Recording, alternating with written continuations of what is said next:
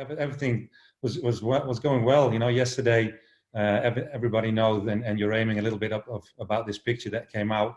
Yesterday was a very busy day. It was a hard day, a lot of talking, a lot of meetings. Eventually, so we used the double ganger to do the picture for me. So eventually, everybody knew and understand what we were going to do. Yeah.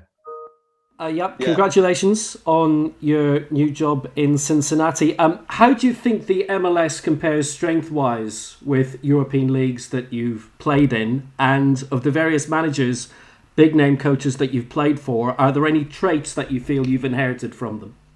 Well, you don't want to. I think as a head coach, you don't want to copy certain managers, and there's always a very positive thing as a player playing at a very high level. You're going to be working with like very big managers and well-known managers all over the world that won a lot of trophies as well. So you try to think about when you go into management yourself, into coaching yourself, you try to think about that, these head coaches that you've been working with and how they approach certain situations, what they have done in certain situations, how they've been playing in certain situations.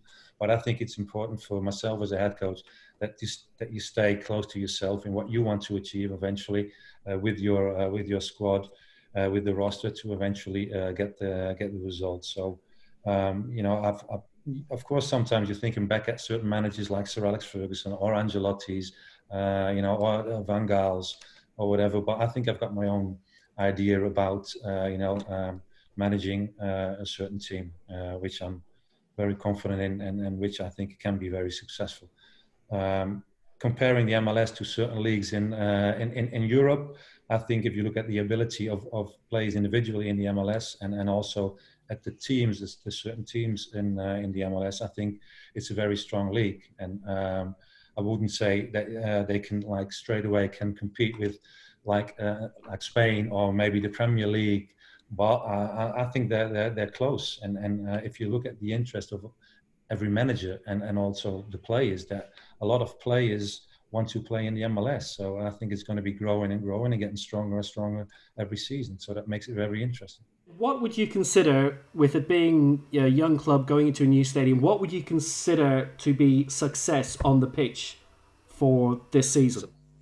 For this season, well, it's always, you need to be careful in answering these questions, of course, because people stick to it when you say certain things.